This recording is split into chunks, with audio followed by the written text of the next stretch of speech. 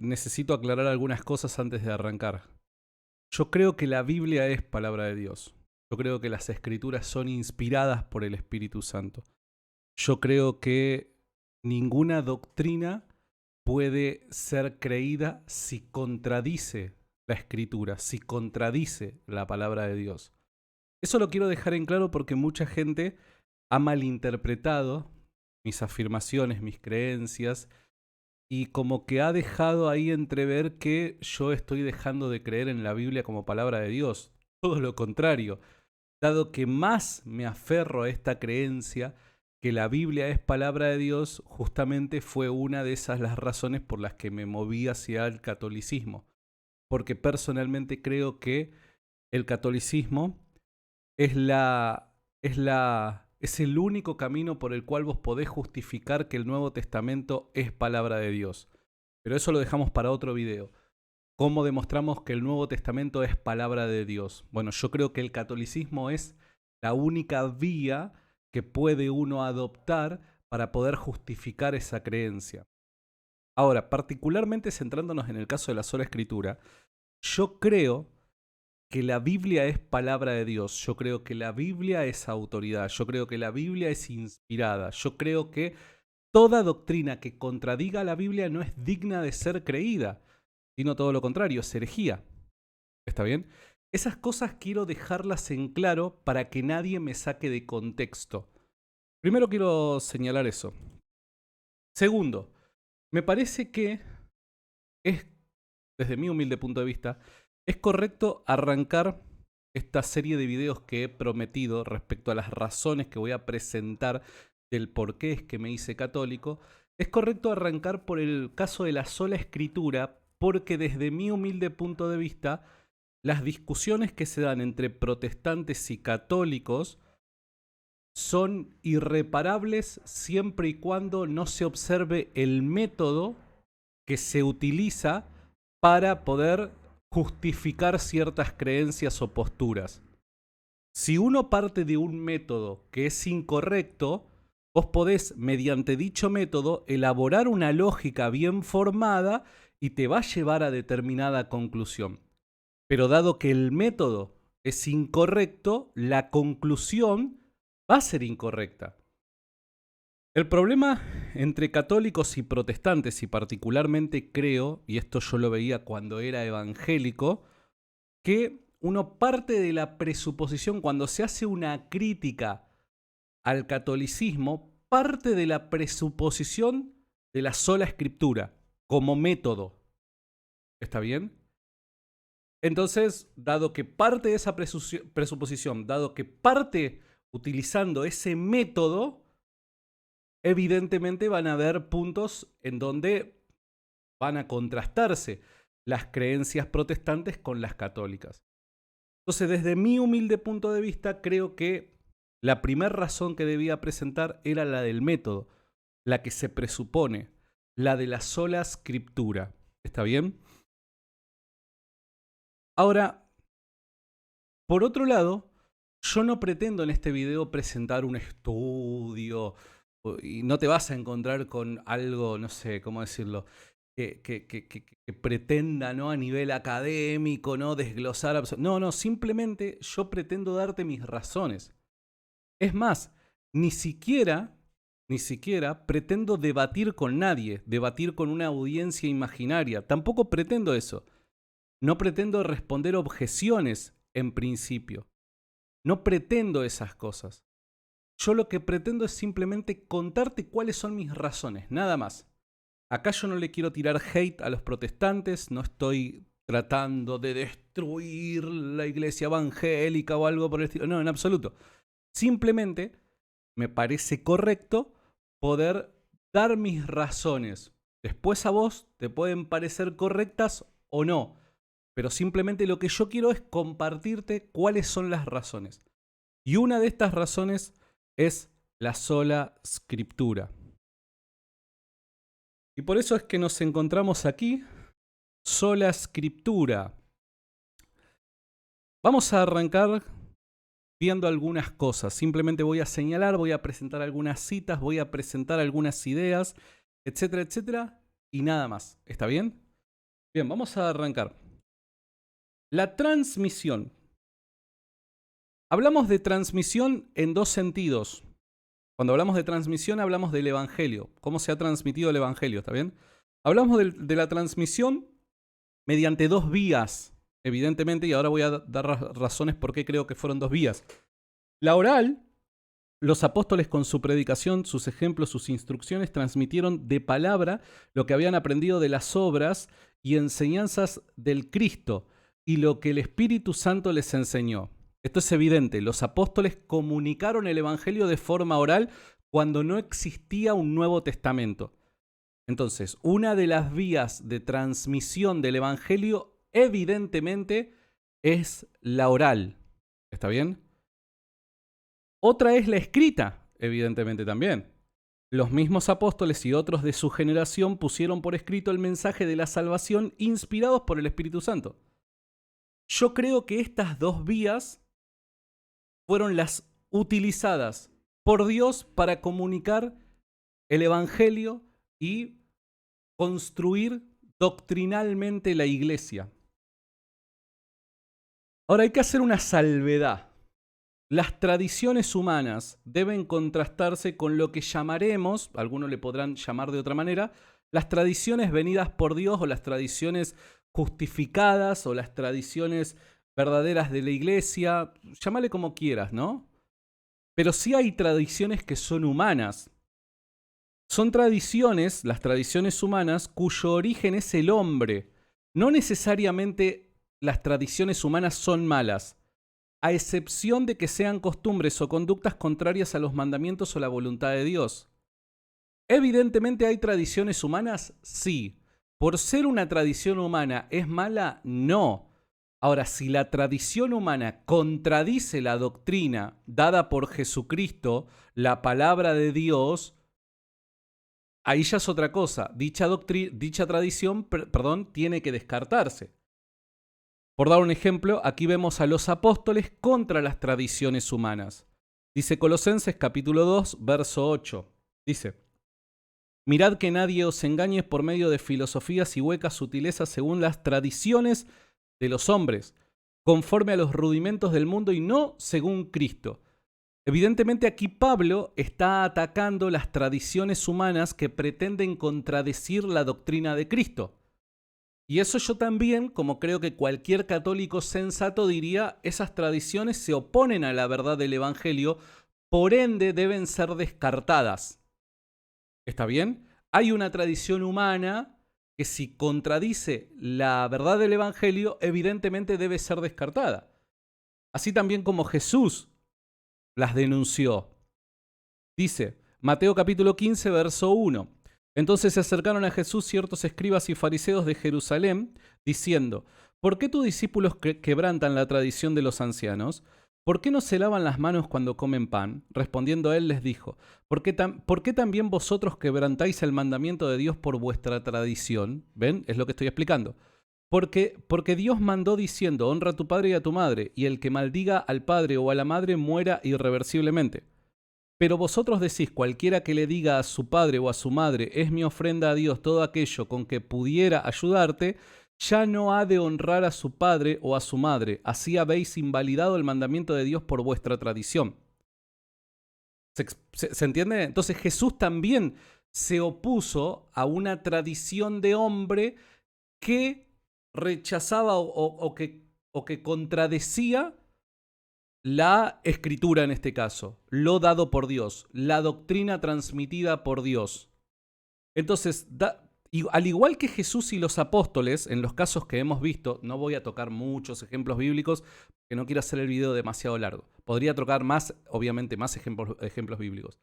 Pero de la misma manera que Pablo y Jesús se opusieron a las tradiciones humanas que se oponen a la verdad del Evangelio o que contradicen la Escritura, yo adopto esa postura también, como cualquier católico sensato, y digo, junto con ellos, cualquier tradición humana que pretenda contradecir la Escritura o la verdad del Evangelio debe ser rechazada. ¿Está bien? Eso lo quiero dejar bien en claro. Ahora, la pregunta es, ¿solamente existen tradiciones humanas en este sentido, erróneas, o que, recuerden, no toda tradición humana es errónea, ¿está bien? Pero en este sentido hablando, solamente cuando la Biblia habla de las tradiciones humanas o de las tradiciones, habla en un sentido negativo, habla en un sentido crítico, donde se pretende rechazar dicha creencia. Bueno, no necesariamente. Hay tradiciones que yo las voy a llamar tradiciones de Dios. ¿Por qué? Porque las reciben los apóstoles o las formulan los apóstoles habiendo oído las enseñanzas de Jesús, que es Dios, o habiendo recibido revelación del Espíritu Santo, que es Dios. Por ende, yo a esta tradición le voy a llamar tradición de Dios. Por dar un ejemplo, 1 Corintios capítulo 11, verso 2, dice: los alabo porque en todo se acuerdan de mí y guardan las tradiciones con firmeza, tal como yo se las entregué. Acá, evidentemente, Pablo no critica la tradición que guardan desde los tiempos más antiguos de la iglesia de Corinto, los corintios, sino que los alaba por guardar la tradición. Ven como aquí la propia escritura señala que no toda tradición es mala.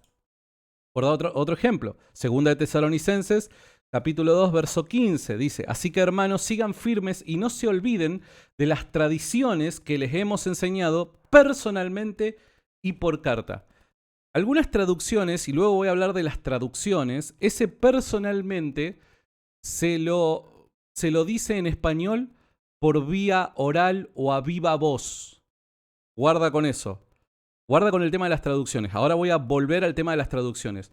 Pero es evidente, aún en esta traducción, que cuando dice personalmente se refiere a viva voz, a algo declarado mediante la voz. ¿Se entiende? Entonces, aquí hay una tradición recibida no solo por escrito, sino también de forma hablada. Y Pablo nuevamente les pide que sigan firmes en estas enseñanzas que recibieron por medio de estas dos vías. Por medio de estas dos vías.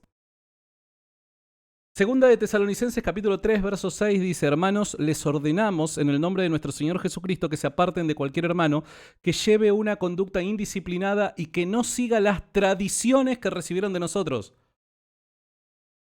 Evidentemente, aquí Pablo nuevamente está sosteniendo la importancia de guardar la tradición.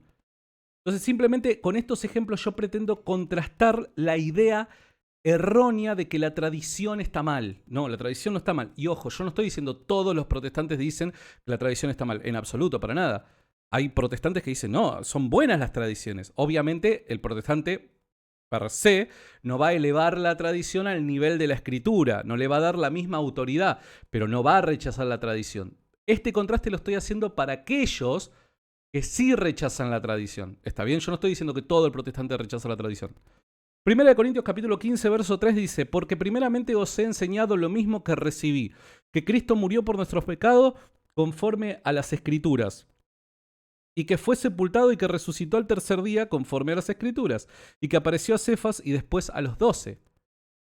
Aquí, pese a que no habla de una tradición, es evidente que está hablando de una tradición. ¿Por qué? Porque dice: yo les he enseñado o transmitido lo mismo que recibí. Eso es una fórmula de una tradición oral, una fórmula propia del fariseísmo de tradición oral. ¿Está bien? Y por último, ojo, podría utilizar más ejemplos, pero simplemente para no aburrir, toco algunos nada más. 1 Corintios 11, 23 dice: porque yo recibí del Señor lo mismo que os he enseñado. Nuevamente, recibo para transmitir. Nuevamente esta fórmula, ¿está bien? Que pretende señalar que lo que se está transmitiendo se recibe por tradición. Que el Señor Jesús, la noche que fue entregado, tomó pan y habiendo dado gracias, lo partió y dijo: tomad, comed, este es mi cuerpo, etcétera, etcétera. Todos lo conocemos, ¿no? La última cena. Por ende, aquí podemos ver cómo hay dos tipos de tradiciones que la Biblia señala. La tradición humana que contradice la escritura, el evangelio, que debe ser rechazada. Y después hay otras tradiciones de Dios transmitida por los apóstoles que deben necesariamente ser conservadas, deben ser obedecidas. ¿Está bien? Simplemente eso quería señalar. Acá tenemos el famoso concepto paradosis, que también hay algún que otro concepto más en el griego que se utiliza para hablar de tradición, pero reitero, esto no pretendo que sea un estudio bíblico ni nada por el estilo, simplemente estoy dando mis razones, nada más. Esta palabra es la que en Mateo y Colosenses, por dar un ejemplo, ¿se acuerdan que estuvimos viendo Mateo y Colosenses? Vimos aquí Colosenses y aquí Mateo. ¿Está bien? Esta es la palabra que en Mateo y Colosenses se traduce al español como tradición. Pero en los demás pasajes citados, algunas Biblias lo traducen como doctrina o enseñanza. ¿No es raro? ¿Por qué la misma palabra en el mismo contexto no la traducen al español como tradición, sino que se la traduce como doctrina o enseñanza algunas veces?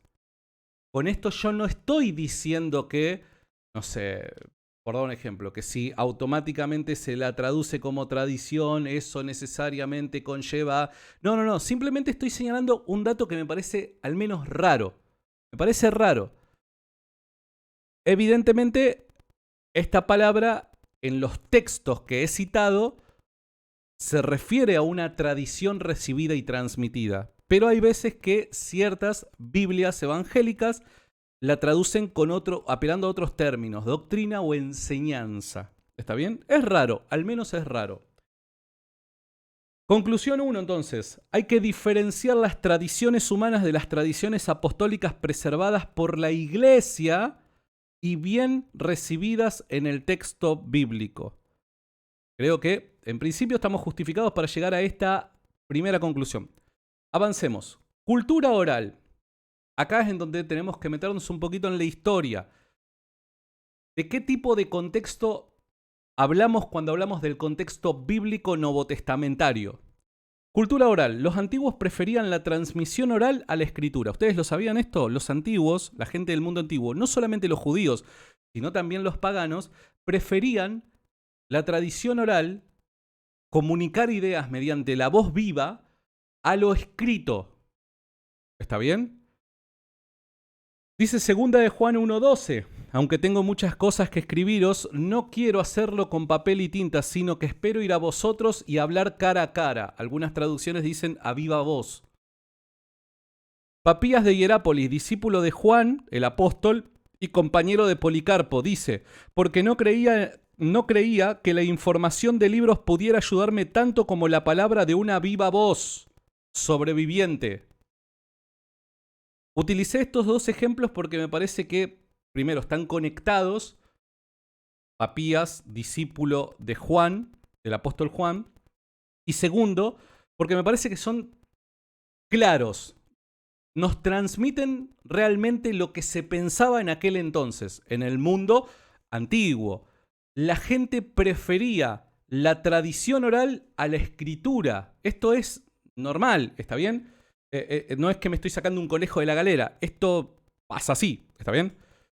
Por dar un ejemplo, Santiago Guijarro, catedrático del Nuevo Testamento en la Facultad de Teología en la Universidad Pontificia de Salamanca, dice de la tradición: a ella se refiere el prólogo del Evangelio de Lucas cuando menciona a los servidores, ministros, de la palabra, cuya labor consistió en conservar y transmitir los recuerdos sobre Jesús, que posteriormente otros se encargaron de poner por escrito.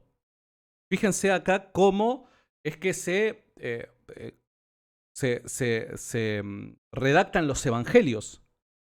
También se refiere a ella el obispo Papías, quien a comienzos del siglo II aún daba más importancia al testimonio oral. Daba más importancia al testimonio oral de aquellos que habían conocido a los apóstoles que a los textos escritos. Estos datos no solo muestran que existió una tradición oral, sino también que fue determinante en la transmisión de los recuerdos de Jesús. Seguimos.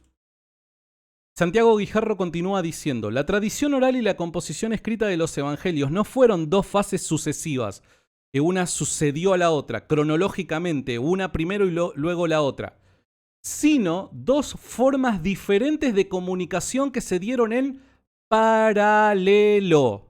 Paralelo. dos vías paralelas que comunican un mismo mensaje. Acostumbrados durante siglos a un modelo que considera el texto escrito en forma más perfecta, la forma más perfecta de comunicación, resulta muy difícil imaginar un mundo en el que la comunicación escrita ocupaba un lugar secundario respecto a la comunicación oral. Los textos escritos cumplieron una función importante en el cristianismo naciente, como tendremos ocasión de ver más adelante, pero no eran la forma primaria de comunicación. No era la forma primaria de comunicación. Sigue diciendo, era un mundo en el que ciertamente habían libros y era relativamente frecuente la escritura, pero no era un mundo que pensara en términos de comunicación escrita. Los textos escritos servían como apoyo para la comunicación oral, un mundo en el que las cosas se conocían no por haberlas leído, sino por haberlas oído. Esto lo dice Santiago Guijarro, catedrático del Nuevo Testamento en la Facultad de Teología de la Universidad Pontificia de Salamanca, en su libro Los Cuatro Evangelios, publicado en el año 2010. Este libro, Los Cuatro Evangelios, mire, es muy bueno, ¿no? Hiper recomendable, ¿verdad? Recomendadísimo. Y la parte de la tradición oral es fantástica. Entonces, estas citas simplemente yo les traigo para que puedan notar, para que puedan tener en cuenta el contexto en el que fueron redactados los libros que componen el Nuevo Testamento. Este es un contexto en donde la oralidad se desea más que la comunicación por escrita. Por escrito, perdón, nada que ver. Ahora, vamos al caso de la inspiración del Nuevo Testamento. ¿De qué hablamos cuando hablamos de la inspiración del Nuevo Testamento? ¿Qué es la inspiración, la doctrina de la inspiración? La inspiración es la acción sobrenatural de Dios que trabajó por medio de los autores humanos para producir la escritura como una revelación de Dios mismo. Dios inspiró a los escritores bíblicos y sus escritos. Toda la escritura es inspirada por Dios o pronunciada por Él. Dios obró por medio de su espíritu, por medio de seres humanos para producir la misma palabra de Dios en lenguaje humano. ¿Esto de dónde lo saco? Bueno, la página Coalición por el Evangelio, de un pastor muy reconocido, al menos que forma parte de ese grupo, ¿no? Miguel Núñez, en su artículo ¿Qué es la inspiración de las Escrituras?, publicada el 16 de junio del año 2022. Entonces, a ver, acá vamos a tener un problema. ¿Por qué? Porque en el mundo protestante evangélico lo que pasa es que se hace difícil hablar de definiciones. ¿Cuál es la definición para sola escritura? ¿De qué hablamos cuando hablamos de sola escritura? Bueno, dependiendo de a qué académico se le pregunta y de qué denominación pertenece cada académico, o a qué denominación, perdón, pertenece cada académico. Obviamente van a haber puntos en donde van a estar todos de acuerdo, pero la definición estricta no existe una definición formal y única de lo que se dice o lo que se cree respecto a la inspiración de las escrituras, sino que muchas veces depende de la opinión de los diferentes académicos y vos te adherís a aquella que te resulte más coherente, pero no hay una definición formal, por así llamarlo. Entonces, probablemente a algunas personas no les resulte satisfactorio esto que traje de la página Coalición por el Evangelio. Van a decir, no, pero la definición es esta otra o esta otra apuntando a otros autores. El problema es justamente eso. ¿Quién tiene la verdad? ¿Quién es el que define correctamente y de forma inerrante la doctrina de la sola escritura? Perdón, no solamente eso, sino de la inspiración de las escrituras. ¿Quién la define? Evidentemente el evangélico va a decir, bueno, no hay una autoridad última porque la autoridad última es la palabra. ¿Se entiende? Pero en la palabra no aparece una definición estricta de inspiración. Eso es a través de una reflexión teológica que se llega a una definición. Entonces, yo entiendo de que muchas personas capaz que no están de acuerdo con esta definición, pero bueno, nada, yo la saqué de una página que es, al menos en el mundo protestante, muy reconocida, que es la página Coalición por el Evangelio. Después cada uno tendrá sus preferencias personales, ¿está bien? Pero eso simplemente es una opinión, nada más. Entonces, esperen, basados en esto, yo diría, a ver, utilizando los mismos principios, ¿no podría Dios también haber inspirado la tradición oral que había sido comunicada primeramente por Jesús, las enseñanzas de Jesús por medio de la oralidad, luego los apóstoles no solamente comunicar mediante la vía oral las enseñanzas de Jesús, sino también transmitir sus hechos, su forma de vida, etcétera, etcétera? ¿Dios no podría haber también inspirado a los apóstoles mediante esta vía y haber preservado dicha vía de toda corrupción para que fuera también una fuente que nos permita acceder al conocimiento del Evangelio? ¿Dios no lo podría haber hecho? Claro que lo podría haber hecho. Claro que lo puede hacer. Obviamente que lo puede hacer. Simplemente lo quiero traer a colación a eso. Pregunta. 1 Corintios capítulo 15, verso 3. Porque primeramente os he enseñado lo que asimismo recibí, que Cristo murió por nuestros pecados conforme a las Escrituras, y que fue sepultado, y que resucitó al tercer día conforme a las Escrituras, y que apareció a Cefas y después a los 12. Este es un famoso credo primitivo que aquellos que tratamos el caso de la resurrección es nuestro ancho de espada. Para los que son argentinos saben a lo que estoy haciendo referencia. Es la carta más poderosa que tenemos, este credo primitivo. ¿Por qué?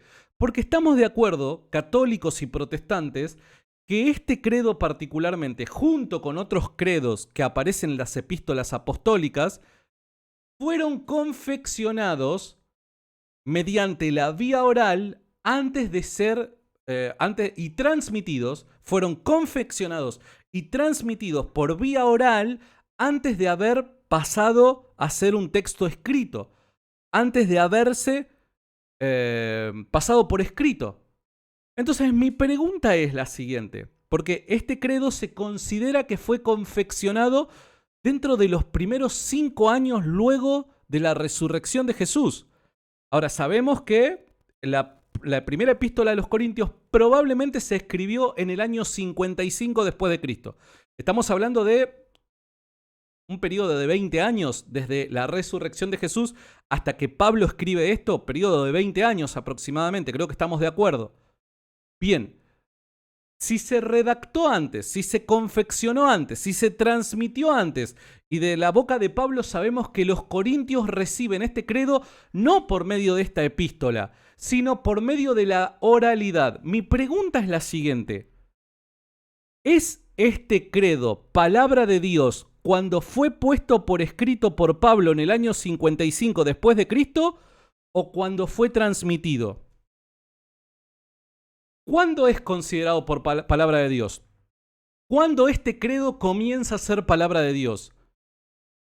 Cuando Pablo se lo comunica mediante la oralidad a los corintios, probablemente en el año, 51 aproximadamente, cuando Pablo lo recibe de probablemente alguno de los apóstoles, o cuando Pablo lo pone por escrito en Primera de Corintios, en esa epístola llamada Primera de Corintios. ¿Cuándo este credo es considerado palabra de Dios? Porque evidentemente si solamente vamos a restringir la inspiración y vamos a llamar palabra de Dios a lo que está escrito, antes de que este credo estuviera escrito en esa epístola, no sería palabra de Dios. Este credo asciende a palabra de Dios cuando Pablo lo pone en una carta por escrito a los corintios. Y ojo, este no es el único ejemplo que yo podría traer. Hay muchos otros ejemplos más que podría traer de tradiciones que fueron transmitidas mediante vía oral, que fueron creídas por la iglesia y que años más adelante recién fueron pasadas por escrito. Hasta que fueron pasadas por escrito, ¿no eran palabra de Dios? Solamente comienza a ser creída como palabra de Dios e inspirada por Dios en el momento en el que una tinta deja por plasmada en un papel dicho credo. No sé. Es una pregunta, simplemente. Evidentemente, antes de la redacción de los evangelios, tuvo que haber una tradición oral inspirada y preservada por Dios para ser creída. Esto es evidente. Esto es evidente. Romanos 10, 17 dice, así que la fe es por el oír y el oír por la palabra de Dios. ¿Qué es lo que tiene Pablo en mente por palabra de Dios? ¿De qué fe está hablando? Obviamente el contexto es la fe en ¿qué? En Cristo. La fe en Cristo. La fe en Cristo viene por el oír y el oír por la palabra. Bien, si la fe en Cristo viene por el oír, ¿de qué habla Pablo cuando habla de palabra de Dios? ¿Qué es palabra de Dios?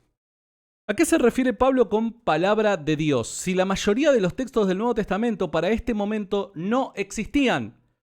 Spoiler, no puede ser el Antiguo Testamento dado que la fe a la que se refiere implica creer en Cristo y su Evangelio.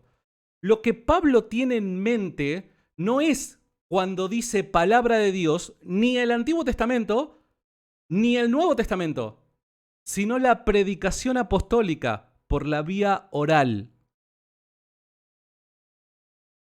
Primera de Tesalonicenses capítulo 2, verso 13 dice, por lo cual también nosotros sin cesar damos gracias a Dios, de que cuando recibisteis la palabra de Dios, que oísteis de nosotros, la recibisteis no como palabra de hombre, sino según es en verdad la palabra de Dios, la cual actúa en vosotros los creyentes. Pablo nuevamente habla de la palabra de Dios al mensaje comunicado mediante la vía oral del Evangelio. Pablo no está restringiendo el significado de palabra de Dios al texto escrito por los apóstoles. Pablo, cuando habla de palabra de Dios, también cree que palabra de Dios es la comunicación oral del Evangelio mediante el ministerio apostólico en este caso. Y aquí, entonces, ¿qué pasa? Ahora vamos a ver algún texto antiguo de padres apostólicos. En este caso vamos a ver el famoso texto de Ignacio de Antioquía, aproximadamente en el año 107, epístola dirigida a la iglesia de Filadelfia, y dice así: yo hice pues mi parte como un hombre amante de la unión, pero allí donde hay división e ira, allí no reside Dios. Ahora bien, el Señor perdona a todos los hombres cuando se arrepienten, si al arrepentirse regresan a la unidad de Dios y al concilio del obispo.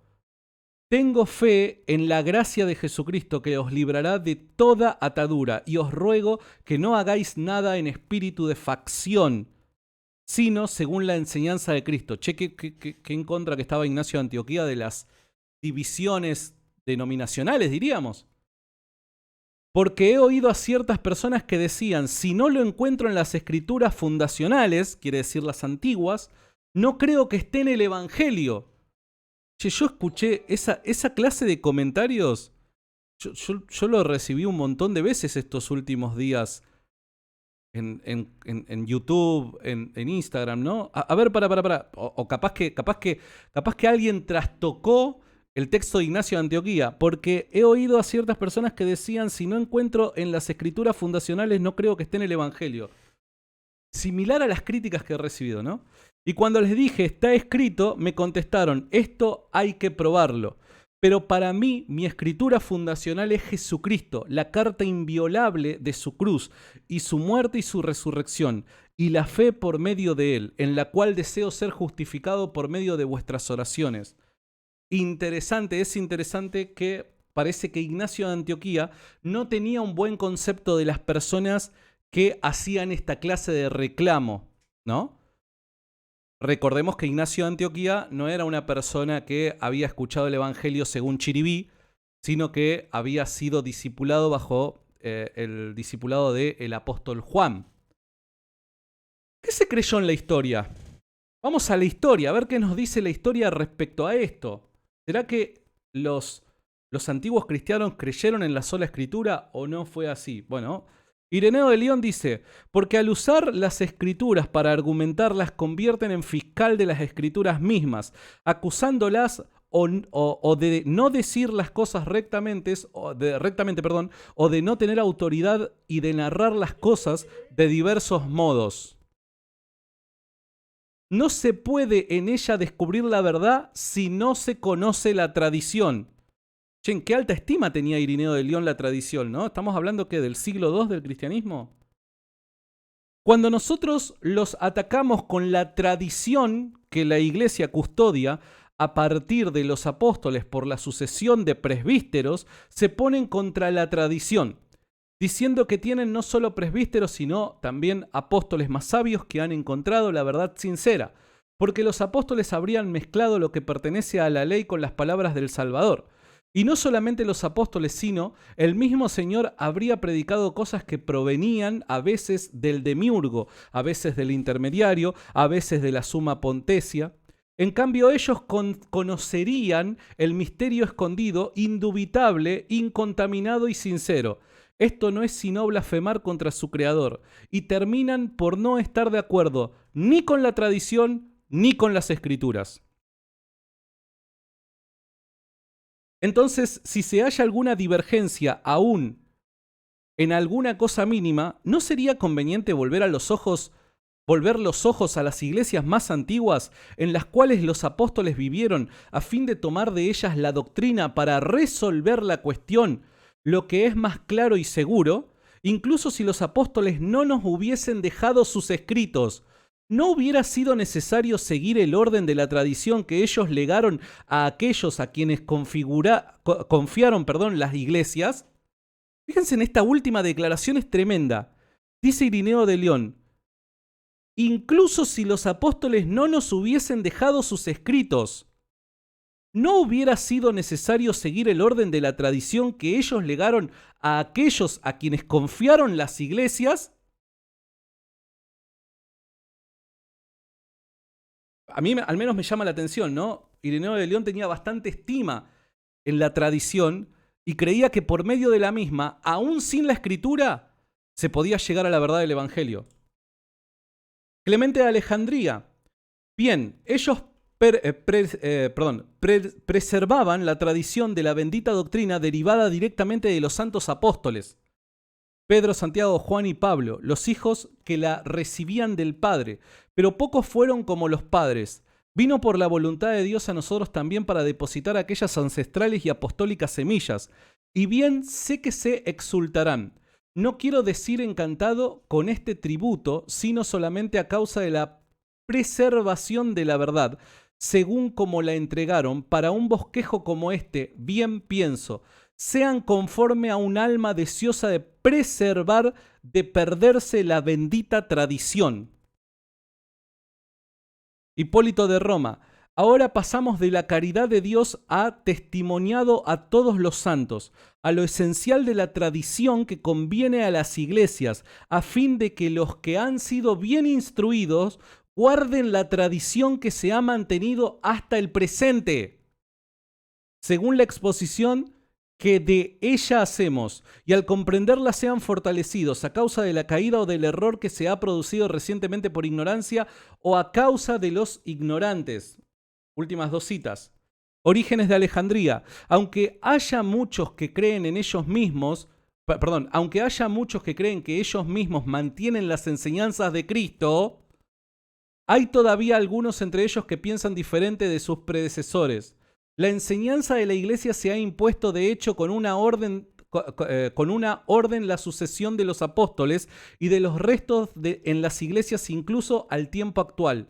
No se ha de aceptar como verdad más que aquello que en nada difiera de la tradición eclesiástica y apostólica. No se ha de aceptar como verdad más que aquello que en nada difiera de la tradición eclesiástica y apostólica. Tertuliano, antes de ser un hereje, ¿no? Porque se sabe de que luego él se va para el lado del montanismo, que fue considerado una herejía, ¿no? Antes de eso, si las cosas están de forma que la verdad se nos adjudica a nosotros, ¿a cuántos caminamos por esa regla que las iglesias han transmitido de parte de los apóstoles? Los apóstoles de parte de Cristo y Cristo de parte de Dios. Esa regla es la tradición. Entonces permanece firme la razón de nuestra resolución que establece que no deben ser admitidos los herejes para emprender un desafío sobre las Escrituras, pues sin las Escrituras probamos que ellos no tienen nada que ver con ellas. Sin las Escrituras probamos que ellos no tienen nada que ver con ellas. ¿Por qué sin las Escrituras pueden probar eso? Porque apelan a la tradición. Entonces, en conclusión, los primeros cristianos legitiman la doctrina predicada por medio de las Escrituras y la tradición. Yo no le estoy bajando el precio acá a la Escritura. La Escritura es palabra de Dios. Pero creo que no solamente hay razones bíblicas, sino también en la historia de los primeros cristianos para sostener que hay una segunda vía que Dios preservó e inspiró para comunicar el Evangelio y preservar la sana doctrina. Y esta es la tradición. Sin mencionar que la sola escritura no se encuentra en la escritura.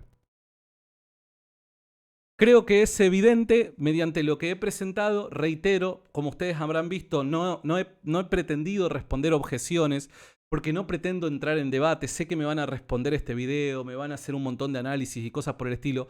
Mi intención no es meterme por ahora en debates ni nada por el estilo. Simplemente mi intención es comunicar cuáles son las razones que me han movido de la iglesia evangélica a la iglesia católica. Y la primera es que no creo que haya justificación ni bíblica ni histórica para sostener una doctrina como la sola escritura.